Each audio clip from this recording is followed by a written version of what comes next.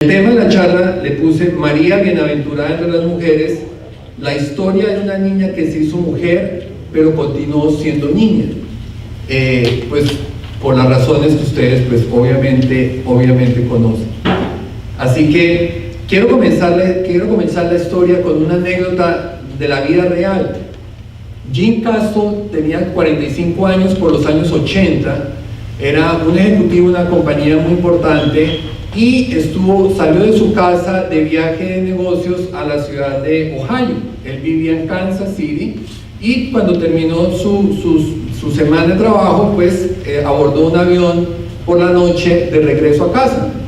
Se monta él al avión y pues ustedes, los que han tenido oportunidad de estar en un avión, saben que cuando uno está embarcando se hace mucho ruido, mucha bulla, la gente sube, que la maleta y la cosa, y bueno, de pronto entonces Jim se sienta y empieza a hojear una revista y de pronto se empieza a hacer un silencio impresionante en el avión. O sea, de pronto las voces se empiezan a callar, y entonces se levanta la mirada y ve por el pasillo caminando a dos monjitas vestidas de blanco con las dos rayitas azules aquí en el hábito, aquí en la manta. Y obviamente él reconoce a una de ellas, la Madre Teresa de Calcuta. Entonces vienen caminando y casualmente se sientan a su lado. Entonces pues obviamente la Madre Teresa de Calcuta, una figura totalmente reconocida, la reconoce. Pues bueno, despega el avión y la madre saca un rosario. El rosario, de los que conocen la congregación de la Madre Teresa, cada decena es de un color diferente. Entonces la Madre Teresa, que estaba sentada al lado de Jim, le pregunta: ¿tú rezas el rosario frecuentemente? Y pues obviamente él le contesta que no. Entonces ella le dice: bueno, hoy lo vas a rezar. Y empieza ella con la compañera que estaba al lado a rezar y le explica que cada decena representa un continente. Entonces en cada decena ella dedica las oraciones por cada uno de los continentes y durante todo el viaje ella reza el rosario con Jim. Al terminar el vuelo y aterrizar el vuelo en su destino, ella le regala ese rosario a Jim. Pues bien, Jim, pues muy emocionado, llega a su casa y le cuenta a su esposa. Pasan unos meses y una gran amiga de ellos se enferma, le descubren un cáncer en la matriz y muy preocupada cuenta que el médico le dice que el cáncer está sumamente avanzado y Jim, por cosa de él, le dice: ten este rosario, me lo regaló la Madre Teresa de Calcuta, rézalo y me lo devuelves cuando ya no lo necesites. Pasan los meses y la amiga de ellos se mejora, evidentemente le hacen una operación, sale exitosa, le hacen una quimioterapia, sale exitosa, y ella, pasados los meses, le cuenta que el médico le ha dicho que ya ella está libre de cáncer. Entonces ella le devuelve el rosario a Jim. Pasan unos meses y su cuñada, la hermana de la esposa, cae en una depresión y hacen lo mismo. Pues le dicen: mire, reza ese rosario, pídale a la Virgen que le ayude en su enfermedad, en su cosa, y me lo devuelve cuando piense que ya no lo necesite. Pasan varios meses, la hermana, la cuñada de él, se recupera mucho de su estado, de su depresión, y le devuelve el rosario. Y así esta familia ha mantenido esa tradición de entregarle el rosario a quien lo necesite, diciéndole: cuando no lo necesite, me lo devuelve. El rosario como tal, ¿creen ustedes que tenga un poder en especial para hacer la sanación? Está en la fe de la persona que le entrega ese rosario. Está en la fe, no en el objeto como tal. Y eso me trae un poco a colación porque la fe que comunica a Dios es esa fe que mueve montañas, es esa fe, y la Virgen para mí juega mucho ese papel.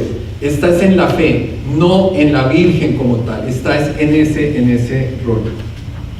El propósito de la charla es conocer el rol de María antes, durante y después de Jesús, de acuerdo al plan de Dios. Porque nuestra mariología, digo yo, es un cóctel de creencias. Yo pues que doy muchas charlas y al final de la charla la gente hace preguntas o a mí me escriben o me llaman o cuando termina la charla. El tema mariano tiene muchas cosas que que terminan siendo muchas veces especulaciones, muchas historias, muchas tradiciones que no necesariamente tienen fundamento bíblico o fundamento de la tradición de la iglesia. Así que pretendo en este tiempo, en esta charla, tratar de hacer un tratado de mariología muy bíblico, sumamente bíblico, o sea, lo que nos diga la Biblia, para tratar un poco de dejarles a ustedes esa lección de que al tema mariano hay que mirarlo en sus justas proporciones. Hay un libro que es bien interesante, se considera un libro apócrifo. Algunos de ustedes han tenido la oportunidad de escucharme qué quiere decir libro apócrifo. Los libros apócrifos fueron los libros que no formaron parte de la Biblia por diferentes razones. Es un tema bastante largo, pero bueno, no necesariamente los libros apócrifos no entraron por tener mensajes erróneos o dañinos o que no formaban parte realmente de los discípulos, de los apóstoles que contaran una realidad de Jesús. Y hay un libro que se llama El Evangelio Secreto de la Virgen María. El Evangelio Secreto de la Virgen María. Es una traducción, es un libro, un pergamino que ha existido desde el siglo IV, donde narra la vida de la Virgen María. Y es escrito en primera persona, se supone que lo escribe la Virgen María, no lo escribió ella, pero la traducción está traducido para el padre Santiago Martín. Es un libro que lo recomiendo porque ayuda mucho a comprender el rol de María mujer. Pues yo soy hombre, se me dificulta mucho, de pronto ustedes que son mujeres, hay muchos temas de la Virgen que a ustedes de pronto se les facilite más tratar de entender y comprender. Pero en este libro a mí me sirvió mucho ver la óptica de mujer, de María mujer, mamá, esposa, madre, vecina, ciudadana, con Jesús, o sea, todas las cosas, y las iremos viendo a lo largo acá, y les haré un poco de énfasis cuando tengamos un poco de temas de reflexión respecto a ese tema. Pero fue muy interesante para mí y se lo recomiendo porque ayuda mucho en verle. María es vecina de una señora al lado, y la señora al lado pues la mira golpeada pues porque ella está embarazada y no se casa con el esposo. Entonces, ¿cómo lidia María? Luego le nace el hijo pues es una persona controversial también. ¿Cómo lidia ella con eso, esos temas? O sea, bien interesante uno analizar a María como mujer, como tal. Lo primero que tengamos claro es que María estuvo profetizada desde el libro del Génesis. Quien tenga papel y lápiz, le recomiendo que tome nota, porque les voy a dar muchas citas bíblicas para que luego en su casa, en calma, las lea y las reflexione mucho, porque pues el tiempo hoy no me va a dar como para leer todos los textos en su real contexto. Así que les recomiendo. Entonces María fue profetizada desde el mismo Génesis. En Génesis 3, versículo 15 dice: pondré enemistad entre tú y la mujer, y entre tu simiente y su simiente. Él te herirá en la cabeza y tú lo herirás en el talón. Aquí hace una primera referencia a la serpiente, que era el diablo, una referencia a María, a esa mujer que iba a defender, iba a acabar con la serpiente. Más adelante en Isaías, que Isaías es más o menos el año 700 antes de Jesucristo, en el libro de Isaías, vemos en Isaías 7:14, vemos lo siguiente: por tanto, el Señor mismo les dará esta señal: una virgen concebirá y dará a luz un hijo, y le pondrá por nombre Emmanuel, que quiere decir Dios con nosotros. Isaías, repito, año 700 antes de Cristo, ya hace una profecía de la Virgen María. Y más adelante el profeta Miqueas, en el capítulo 5, dice así: pero tú, Belén quiere decir casa del pan. Belén quiere decir casa del pan. Entonces dice: pero tú, Belén, Efrata, aunque eres pequeña entre las familias de Judá, de ti me saldrá el que ha de ser gobernante de Israel. Donde ya se profetiza que en Belén iban a nacer, como había dicho el profeta Isaías, de una virgen. Entonces ya citan el lugar también.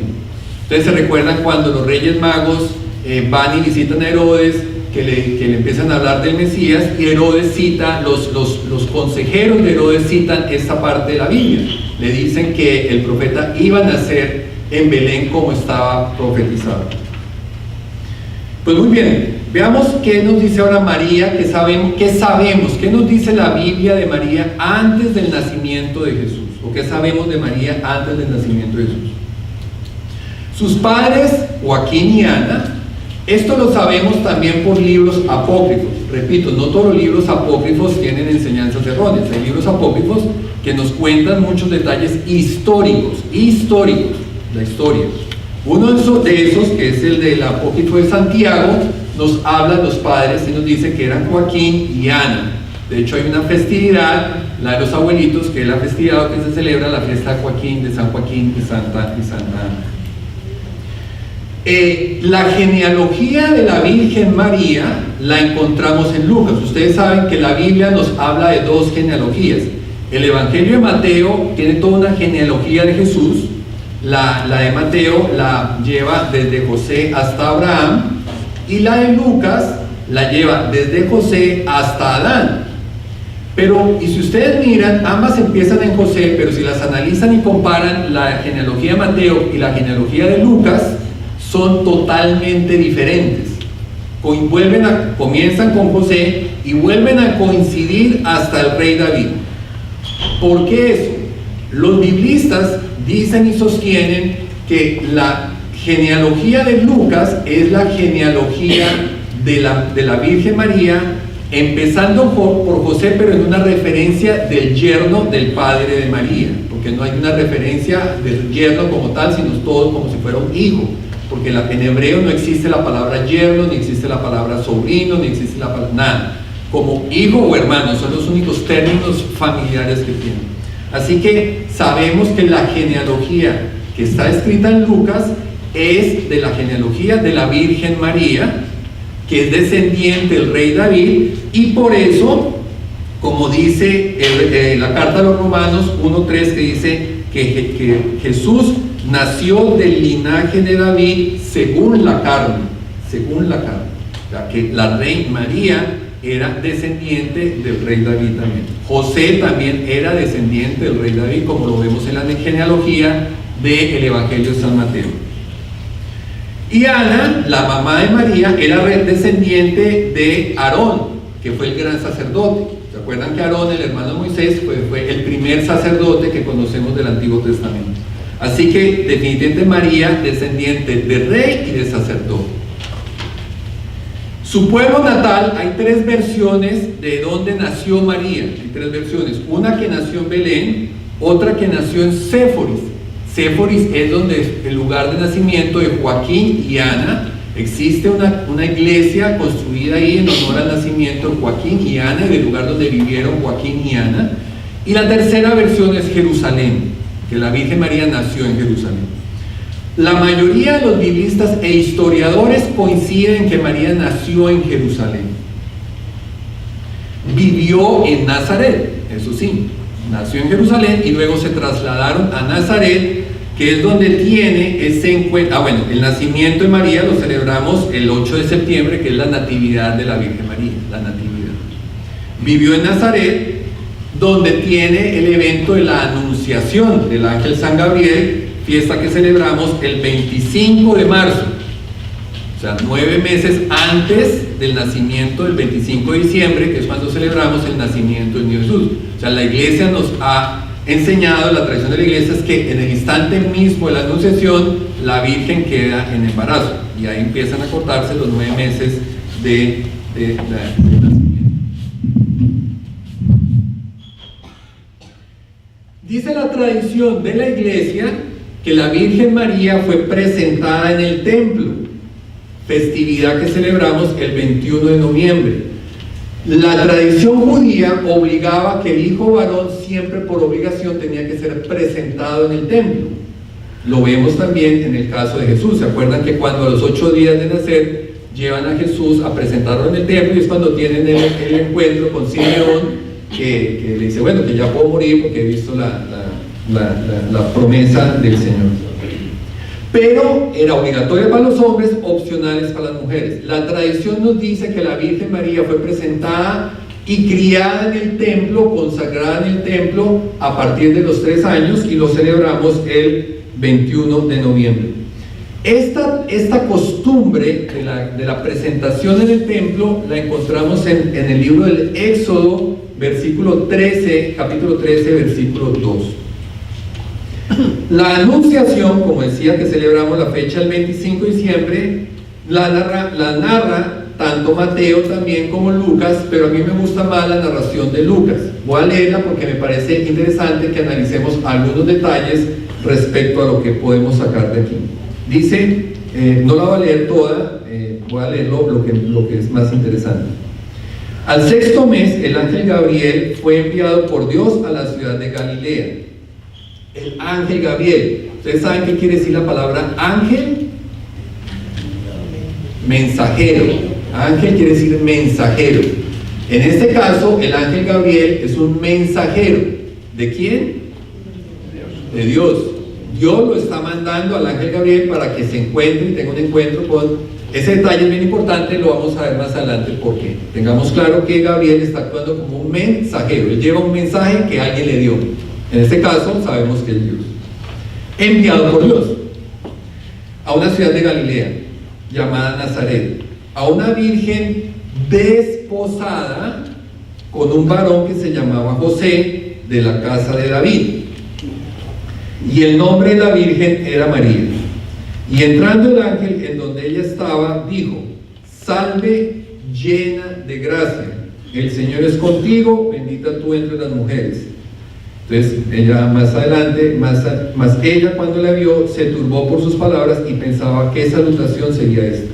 Entonces el ángel le dijo: María, no temas porque has hallado gracia delante de Dios, y ahora concebirás en tu vientre y darás a luz un hijo y llamarás su nombre Jesús. Este será grande y será llamado Hijo del Altísimo. Entonces siguen ahí un diálogo, y luego entonces María le responde: ¿cómo será esto? Pues no conozco varón. Respondiendo el ángel le dijo: el Espíritu Santo vendrá sobre ti y el poder del Altísimo te cubrirá con su sombra. Y entonces pues sigue hablando, y luego María dice: hágase en mí según tu palabra. Entonces quiero analizar aquí qué quiere decir desposada, para entender un poco, porque muchos de nosotros los católicos ese tema de la anunciación y la concepción de Jesús es como difícil de entender, porque mucha gente lee esto y asume que María ya estaba casada. Entonces, ¿cómo así que se está casada? Porque ella dice que no conoce a ningún hombre, cuando pues tiene un esposo que es José. Entonces, entendamos un poco qué quiere decir esto. En la tradición judía existe el desposorio y existe el matrimonio. Pudiéramos asimilar el concepto del desposorio a lo que aquí en Estados Unidos se conoce como el engagement, como el compromiso.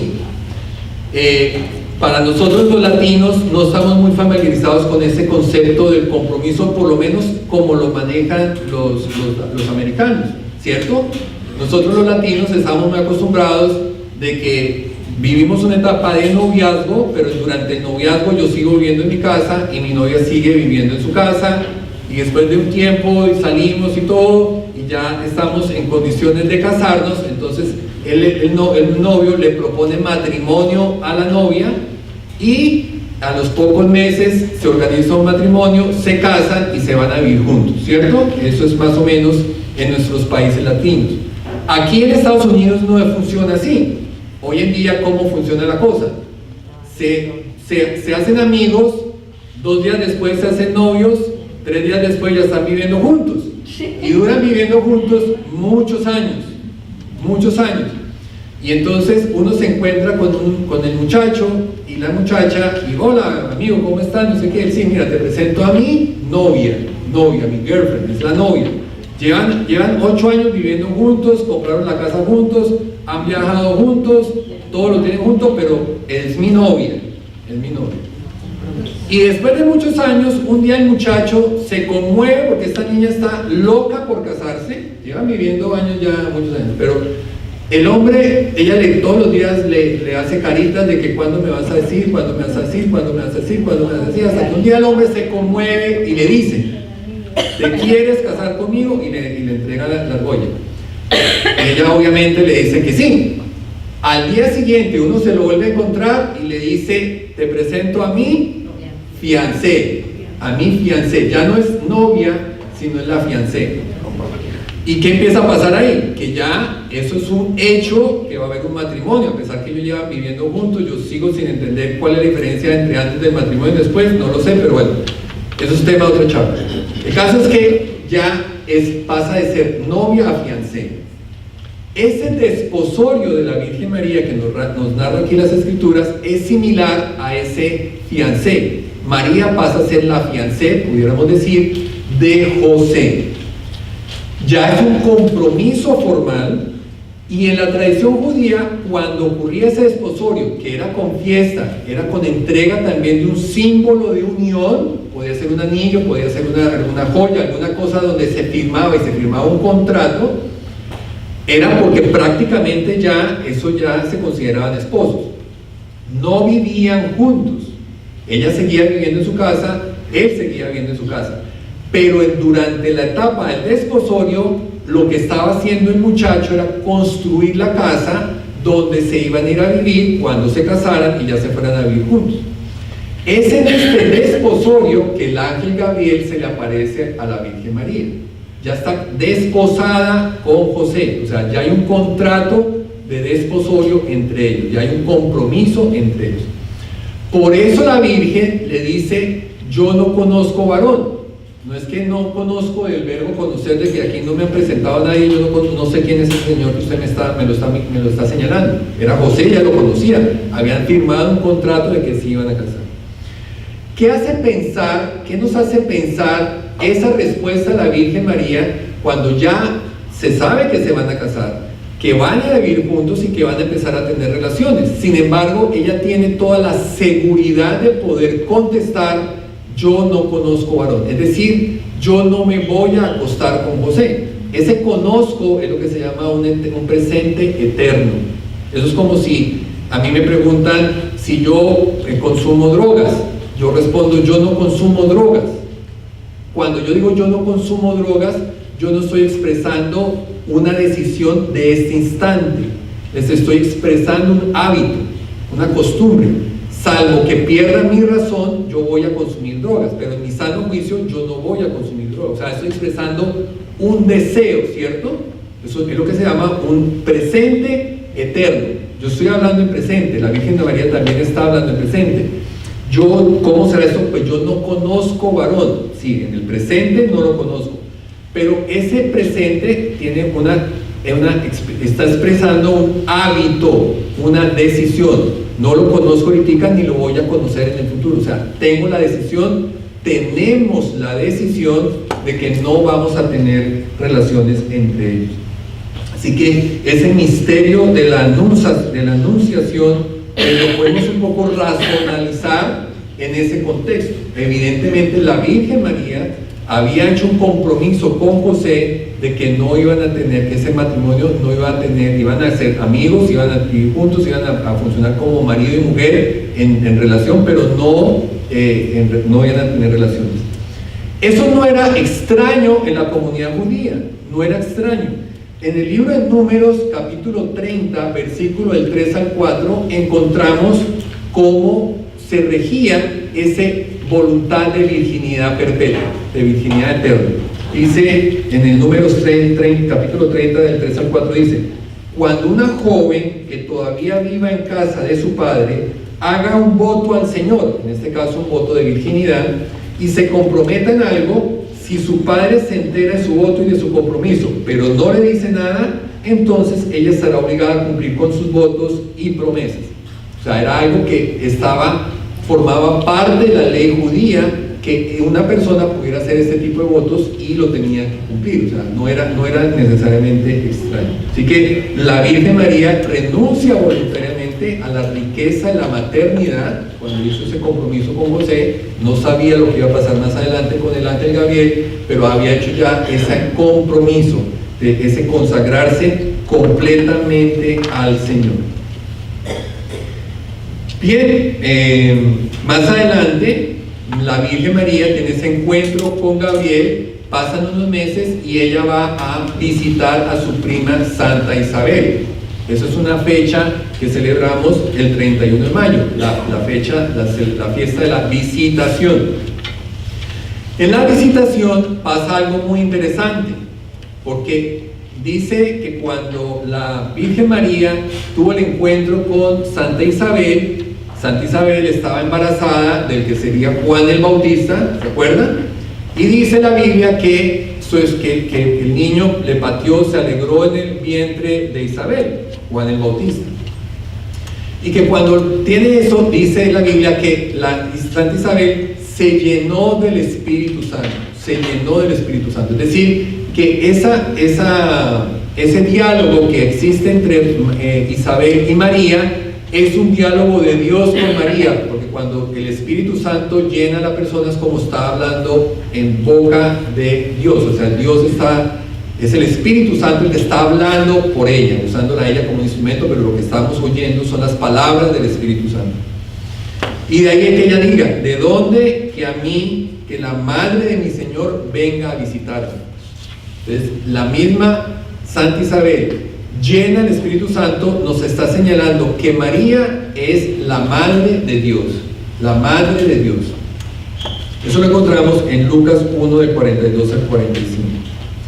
Más adelante, encontramos que José se entera de este embarazo de María.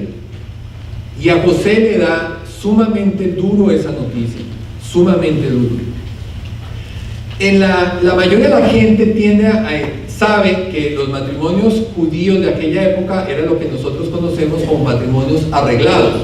Es decir, que le presentaban a la niña al novio el día antes de casarse. Le presento al que va a ser su marido el resto de la vida, como hoy en día vemos que las culturas hindúes siguen practicando y las culturas judías también siguen teniendo estas prácticas. Sin embargo, no todo era así.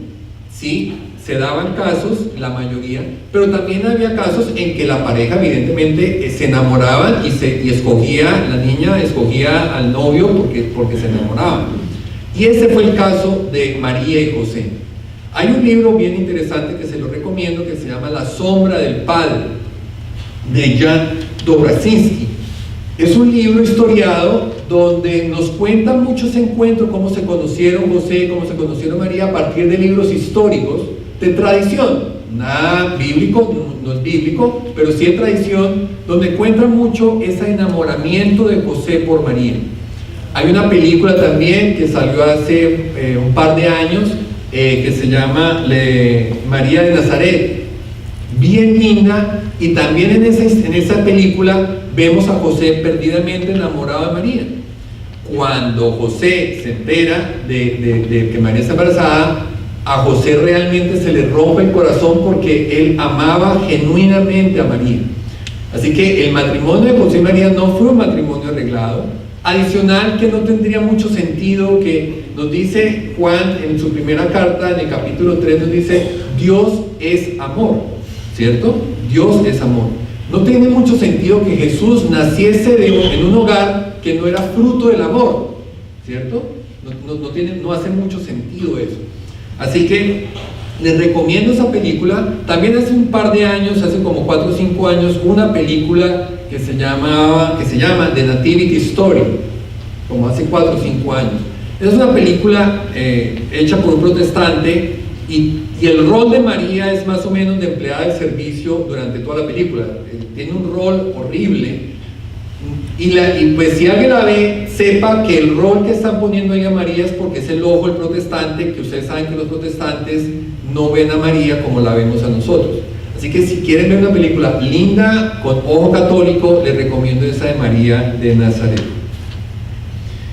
Bien, del nacimiento, ¿qué sabemos de María y su rol en el nacimiento, y la infancia de Jesús? Pues bueno, el famoso viaje a Belén por el censo que mandan, así que María tiene que desplazarse embarazada con José. María da luz, lo sabemos, está sumamente documentado en la Biblia. Luego María acompaña a su hijo a la circuncisión, al 8º día, como les decía ahorita, y tienes cuando tiene ese encuentro, ahí volvemos a ver a María presente con su hijo, y tiene el encuentro con Simeón, lo que se conoce como la presentación, y Simón le profetiza que ella va a sufrir mucho dentro de 33 años cuando crucifiquen a su hijo, y ella misma le dice: a ti una espada te atravesará el alma. Y ahí es donde empezamos nosotros a tratar de, cuando meditemos todas estas cosas de la Virgen, de ponerse en el papel de la Virgen como mujer, repito. O sea, si alguien tenía claro que María llevaba en su vientre al Hijo de Dios porque ella sabía que había sido concebido sin tener relación con ningún hombre, ella lo tenía totalmente claro. Todos los demás en su momento podían tener dudas. José podía tener, el ángel se le apareció y le dijo: recíbela, ¿se acuerdan? Bueno, pero alguien que nunca pudo haber tenido la más mínima duda es María, porque ella sabía que no se había acostado con nadie y estaba embarazada. Así que fruto del Espíritu Santo ella lo tenía requete claro. Sin embargo, pues María es madre. Ustedes aquí, yo veo varias caras que estoy seguro que son madres. Por más de que su hijo le diga: tranquila mamá, tú me vas a ver a mí que me van a coger a patadas, me van a clavar puntilla, tú no te preocupes. Pues muy difícil, ¿cierto? O sea, ella tendría que estar sumamente confundida, por más de que ustedes no se imaginan cuántas veces Jesús le tuvo que decir muchísimas cosas que no están en la Biblia. Tuvieron que haber tenido charlas muy hermosas, muy lindas, pero mamá es mamá, y ver a su hijo vuelto nada, eso tenía que doler mucho. Así que, y se lo empezaban a decir, ya Simeón se lo empezó a decir, esa mujer tuvo que haberse ido de ahí con eso en la cabeza. O sea, ¿qué vendrá? ¿Qué vendrá? ¿Qué vendrá? La volvemos a ver cuando tienen la visita de los Reyes Magos, a la Virgen María con los Reyes Magos, se reúnen, luego la huida a Egipto, porque pues los mismos le dicen sueños. Se recuerda que a José le dice: coge a María, porque Herodes la quiere matar. Entonces se van para Egipto. Se sabe que duran ahí 7, 8 años. Hay una casa en el Cairo que se conserva por tradición como la casa donde vivieron la Sagrada Familia en el Cairo. Ahí estuvieron, y luego en sueños también José recibe la noticia que ya Herodes murió, que hay peligro para que se regrese. Así que viene el regreso a Nazaret, y luego viene el episodio que conocemos también del niño Jesús perdido en el templo, ese famoso episodio que encontramos en Lucas en el capítulo 2 al final. Y al final del capítulo 2 de Lucas hay una frase que la tenemos que tener siempre muy presente. Dice: su madre guardaba todo esto en su corazón. Hasta ahí sabemos que el niño Jesús tenía 13 años, 12, 13 años, y todo en esos 13 años de infancia María había visto muchas cosas lindas seguramente, pero tendría que confundirla demasiado. Ver una criaturita, ella sabía que era su hijo, ella le había curado las heridas cuando el niño Jesús jugando se raspaba, le entraba llorando que le dolía la rodilla, ella le sanó la rodilla, ella le sanó cuando le dolía el estómago, le hizo las agüitas con hierbas para sanarle el estómago. Ella fue su madre durante toda su infancia, durante todo. Y ver todo eso la tendría que llenar de muchas inquietudes. Ustedes como madres saben todo eso. Ella vivió todas esas experiencias. Bueno, Jesús se hace hombre y hace una vida pública. ¿Qué sabemos de María durante la vida pública de Jesús? Uno, pues el primer milagro de Jesús, que nos lo cuenta el Evangelio de San Juan, las bodas de Caná en el capítulo 2. Ella pendiente de todos los detalles, la Virgen María como buena mujer, como son ustedes, pendiente de todos los detalles. Ella, me imagino que conocía a los novios y pues no quería hacerles pasarles una pena, que se les haya acabado el vino en la mitad de la fiesta, y María intercede ahí en su primer milagro. Un detalle importante que lo analizaremos más adelante durante la pasión: Jesús llama a su madre mujer, no madre, mujer. Ahorita lo voy a explicar qué quiere decir eso. Pero lo importante, María le dice a los sirvientes: hagan lo que Él les diga, hagan lo que Él les diga. Durante el apostolado también, ¿qué podemos aprender o qué podemos deducir de María? Definitivamente María fue de bajo perfil. María no fue ni tuvo un papel protagónico en la vida de Jesús. Jesús se fue a hacer su apostolado, chao mamá, yo me tengo que ir a trabajar, y el hombre se fue y su mamá se quedó en el pueblito, recibiría noticias permanentes del hijo, a veces el hijo iba y la visitaba como buen hijo, visita a su mamá, pero Jesús tenía unos asuntos que atender que no era estar todo el día con su mamá. Así que el perfil de María bíblico es sumamente bajo, solamente aparece 6 veces citada en la Biblia, 6 diálogos de María, conocemos 6 expresiones suyas de María, y luego la volvemos a ver a María durante la pasión de Jesús. Durante la pasión de Jesús, pues tuvo que haber sido un momento, repito, sumamente desgarrador para ella, por más de que Jesús le haya dicho: vea mamá, veas lo que veas, tú no dudes, vea lo que veas, tú tranquila, no te afanes, no te angusties. Pues María fue modelo de obediencia, pero estoy seguro que el corazón de esa mujer se le tuvo que haber partido en dos cuando vio lo que le estaban haciendo a su hijo. Durante esa misma pasión vemos que junto a la cruz de Jesús estaba su madre y la hermana de su madre, María, mujer de Cleofás, y María Magdalena. Jesús, viendo a su madre y al discípulo a quien amaba, que estaba allí, dijo a su madre: mujer. Le vuelve a llamar mujer, no la vuelve a llamar mamá ni madre, la vuelve a llamar mujer. Mujer, he ahí, aquí tienes a tu hijo. Luego dice al discípulo: ahí tienes a tu madre, así le dice a tu madre. Y desde aquella hora el discípulo la acogió en su casa. Así que claramente vemos aquí dos cosas interesantes. En el libro yo expongo mucho más en profundidad el tema de los hermanos de Jesús. El famoso tema de los protestantes de que Jesús tuvo más hermanos.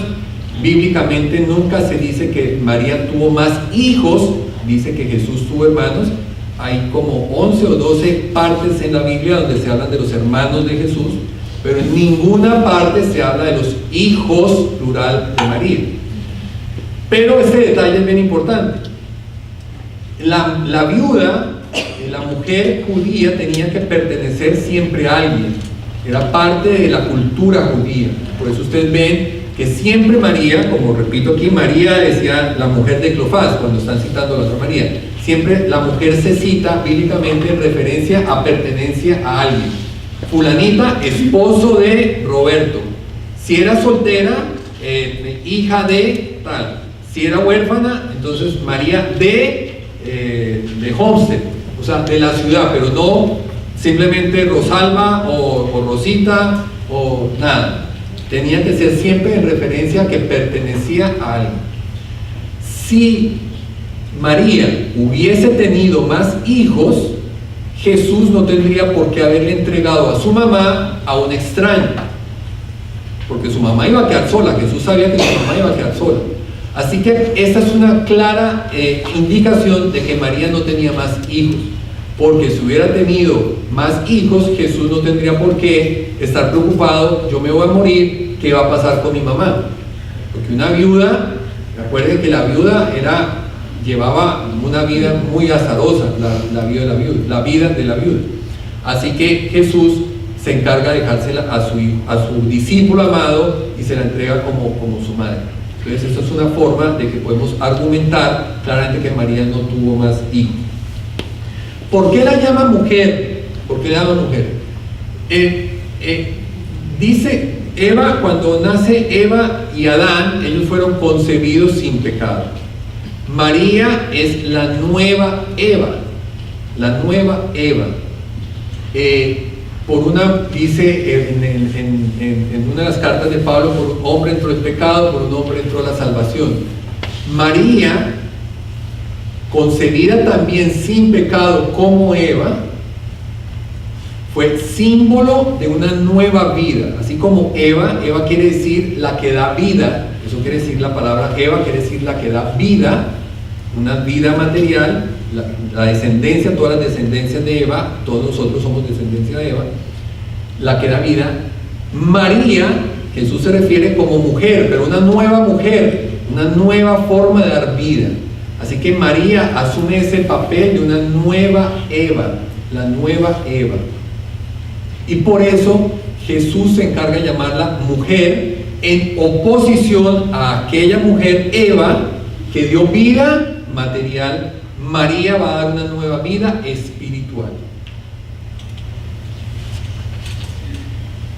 ¿Qué sabemos de María después de la resurrección? La volvemos a encontrar a ella en Pentecostés. En Pentecostés nos dice Hechos de los Apóstoles que ahí está María en la asamblea cuando viene todo lo de que desciende el Espíritu Santo en lenguas de fuego, asamblea presidida obviamente por Pedro. No tenemos evidencia bíblica de que Jesús se le haya aparecido a su madre después de resucitado, pero lo asumimos. Jesús amó a su madre, la honró en un mandamiento, no solamente un mandamiento. Jesús era amor, ¿cómo no iba a amar a su madre? Así que asumimos que tuvo encuentros con Jesús, con María después de, pero no ninguna referencia bíblica. Y es llamada Reina del Cielo, como nos lo dice el Apocalipsis. Cuando dice una gran señal, apareció en el cielo una mujer vestida del sol con la luna bajo sus pies y una corona, o sea, de reina. Acuérdense que en las tradiciones la reina madre no era la que era la que gobernaba, sino la mamá del rey gobernante, o sea, la reina madre o la reina. Así que María, por eso es la reina del cielo, la reina porque es la mamá de Dios. De la vejez y muerte de María tenemos dos posibilidades donde pasó su vejez, en Jerusalén o en Éfeso. La mayoría de los historiadores la ubican en Éfeso. Hay una casa en Turquía, en la ciudad de Éfeso, sé que aquí hay gente que ha estado en esa casa, que se conoce como la casa donde vivió con el apóstol San Juan. Hubo dos versiones: que murió o que dormitó. De la línea ortodoxa, de hecho en Jerusalén hay una tumba que la tradición la menciona como la tumba donde fue enterrada María. No hay cuerpo obviamente porque ascendió al cielo, pero la iglesia ortodoxa hablaba de la muerte de María. Y la otra línea, la línea occidental, hablaba de la dormición, que María durmió. Juan Pablo II toca el tema, y Juan Pablo II dice que no ve por qué María no había de haber experimentado la muerte como su hijo, y resuelve un poco ese tema que estaba siempre en que si experimentó la muerte o no experimentó la muerte. Así que Juan Pablo II hace esa aclaración de que sí hubo una dormición. Y luego vino la asunción al cielo. Celebramos la Asunción en la fecha del 15 de agosto. El dogma de la Asunción es del Papa Pío XII, la hace en 1950, y es uno de esos pocos dogmas que la Iglesia ha creado. Este es uno de ellos, el de la Asunción de la Virgen María. Sin embargo, veamos cómo la Iglesia también sirve aquí para que aprendamos un poquito. Démonos cuenta que la Iglesia, cuando hace ejercicio de poder crear dogmas de fe, lo hace basado en una tradición. ¿Cómo se llama la capital de Paraguay? Asunción. ¿Cuándo fue fundada la capital de Paraguay? Más o menos, dígame una fecha aproximada. ¿En qué siglo? 500. En el 1537 para ser exactos. Y si le pusieron Asunción, ¿ustedes creen en referencia a qué le pusieron a Paraguay la capital de Paraguay, Asunción? ¿En referencia a qué? A la Asunción de la Virgen María. O sea, miren que para el año 1537 la Asunción de la Virgen ya existía, era parte de la tradición católica.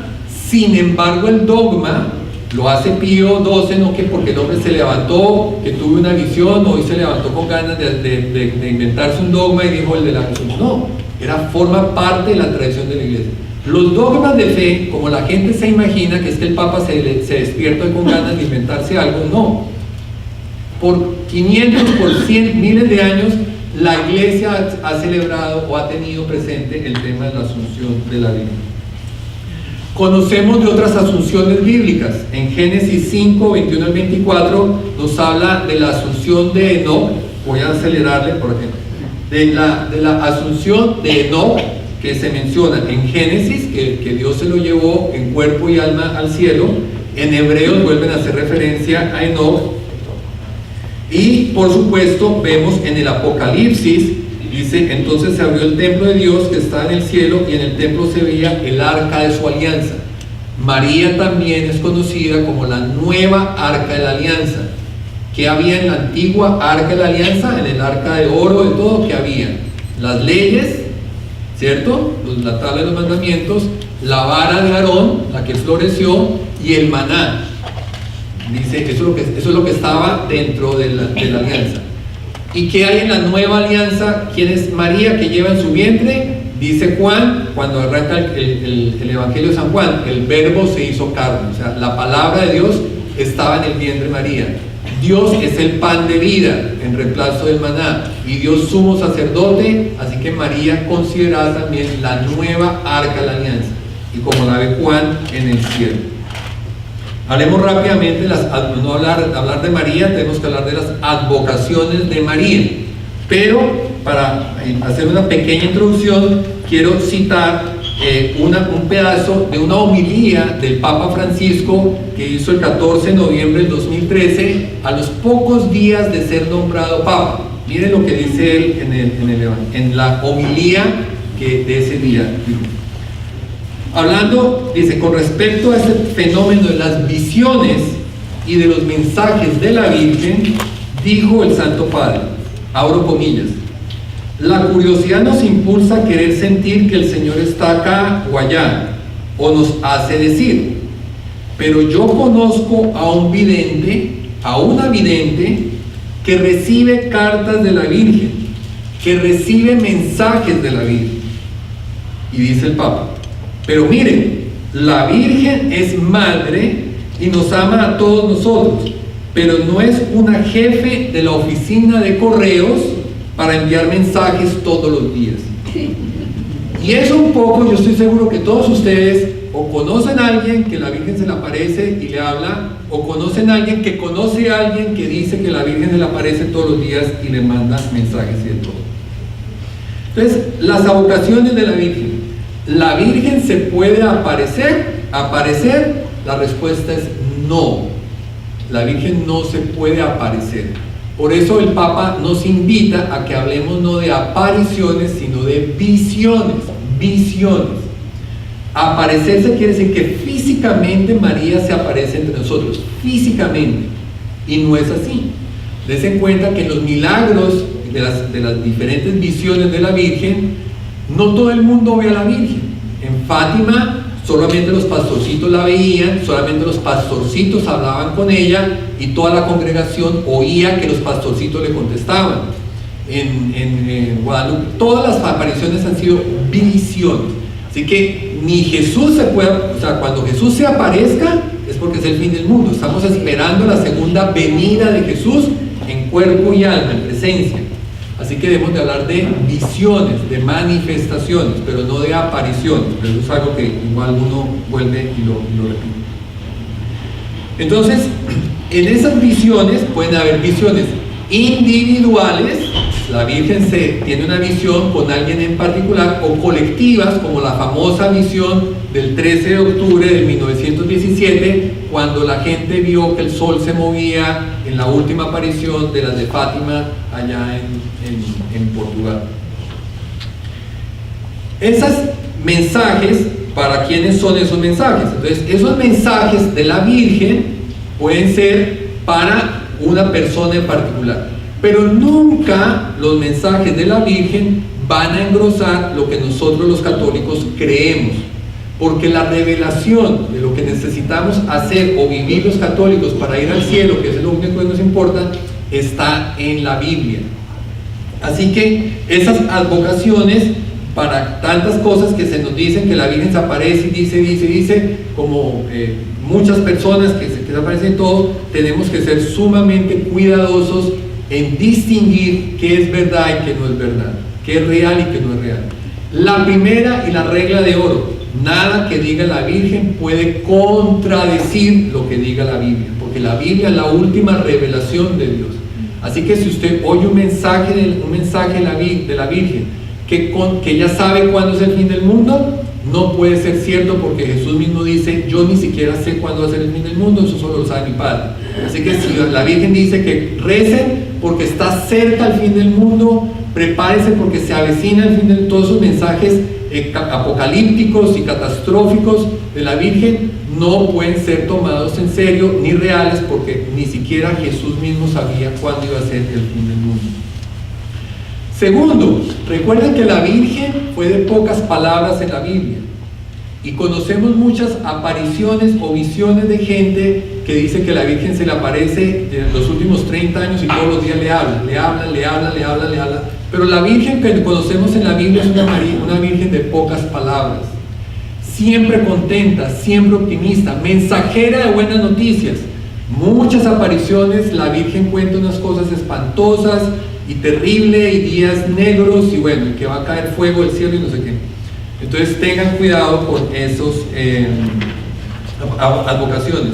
Las más populares, pues la de Nuestra Señora del Pilar, Nuestra Señora del Rosario, Nuestra Señora de Carmen, la de Guadalupe, la Medalla Milagrosa, Lourdes, Fátima. El Ave María, por excelencia, tiene tres pedazos. El primero es el del saludo del ángel a la Virgen María. La segunda parte es la salutación de Santa Isabel a la Virgen María.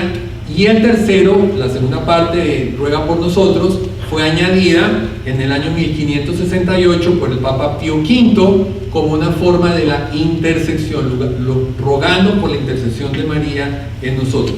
Esa es la parte que los protestantes nunca aceptaron a María como intercesora. Los protestantes se quejan que el mismo Evangelio, la misma carta de Timoteo dice que solo hay un Dios y solo hay un intermediario entre Dios y el hombre. Entonces, ¿por qué nosotros tenemos a la Virgen María como intercesora? Pero tenemos muchos pasajes, les digo, 2 Tesalonicenses capítulo 3 versículo 1, donde el mismo Pablo dice: oren por nosotros. En el Romanos 15:30, Pablo dice: oren a Dios por mí. En Santiago 5:16 pide que oren unos por otros. En Apocalipsis 8:3-4 habla de las oraciones del pueblo de Dios que van al cielo. Como intercesora, decía, es una tradición que ha estado en la iglesia desde la iglesia primitiva. Hay un papiro que está en la biblioteca John Reynolds de Manchester, con un papiro del año 250, y tiene esta oración: bajo tu amparo nos acogemos, oh Madre de Dios. No desprecies nuestras peticiones en tiempo de angustia, sino rescátanos del peligro, tú, la única pura, tú, la única bendita. O sea, ya era tradición de la iglesia primitiva a tener a María como intercesora de nosotros. Ya dije que es la nueva Eva, la nueva arca de la alianza. El rosario, oración repetitiva, que los protestantes dicen que tampoco, cuando Jesús dice que ustedes al orar no repitan ustedes palabras inútiles como hacen los paganos, que se imaginan en que cuanto más hable, más caso les hará Dios. Pero también encontramos muchas partes en la Biblia donde el mismo Jesús en el huerto de los olivos rezó 3 veces la misma oración, como dice la Biblia. En el cielo, como dice el Apocalipsis, están los ángeles cantando: santo, santo, santo es el Señor. Toda la vida lo han cantado, así que la repetición no necesariamente es misa, la repetición inútil, como dice Jesús, pero no el que repitamos las oraciones. Entonces, el Santo Rosario, pues es algo que ha sido también parte de la tradición grandísima de la iglesia, muy popular, lo hizo Santo Domingo de Guzmán. Quiero cerrar con por qué nosotros veneramos, no adoramos, nosotros solamente adoramos a Dios, pero por qué venerar a la Virgen María. Primero, fue la primera cristiana, porque ella llevó a Cristo en su vientre y confió en Él y le hizo caso a Él. El ángel la alabó, el ángel la saludó llena de gracia. Ella misma dijo, profetizó: todas me llamarán bienaventurada. Se la llamaba. Jesús obedece a su madre. Al finalizar el capítulo 2 de Lucas, dice que Jesús obedeció a sus padres en todo, dice, obedeció en todo, así que obedeció a su madre. Cuarto mandamiento, honrar a padre y madre. Jesús honró a su madre, así que nosotros también podemos honrar a su madre. Pero sobre todo, ¿por qué la veneramos? Como lo dice el catecismo, porque María es un símbolo de obediencia, modelo de fe y modelo de obediencia. Por eso nosotros la adoramos. Así que la veneramos, perdón. Así que les dejo pues con esas inquietudes de las citas bíblicas que les dije. Mírenlas para que las cojan un poco en contexto y fortalezcamos nuestra fe. En el libro yo trato varios del tema de la encarnación, el tema de los hermanos de María. Y si les gustó la charla, repito siempre, yo no cobro nada ni nada, invítenme, simplemente me gusta tratar de dar una visión de nuestra iglesia un poco más racional, un poco más objetiva y sobre todo pues este tema mariano que les digo que nosotros los católicos a veces nos hemos desviado un poquito del culto a María ignorando a Jesús.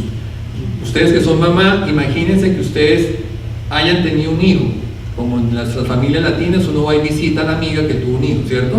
Y yo voy y las visito y le llevo regalo a usted, un juego para que se pinte las uñas. Le hago visitas 5 horas y me voy y ni le pregunto por el hijo. ¿Ustedes cómo se sentirían?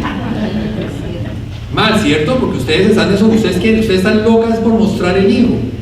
Entonces, si yo voy y me estoy todo el día con ustedes de mamá, el regalo es para usted, charlamos buenísimo, cumplí de corazón visitarla, pero ni le pregunté por el hijo, ni tráigame el hijo, ni nada, yo no quiero el hijo. ¿Cómo se siente? Díganme ustedes mismos. Entonces, a veces nosotros en los grupos marianos, todo gira en torno a María y pasa eso. Pensamos que estamos haciendo mal. Bien, pero ustedes que son mamá, piensen cómo se sentirían si yo voy, las visito y no les ignoro el hijo que ustedes están muertas de ganas de mostrarlo y de exhibirlo, ¿cierto? Se sienten súper orgullosos.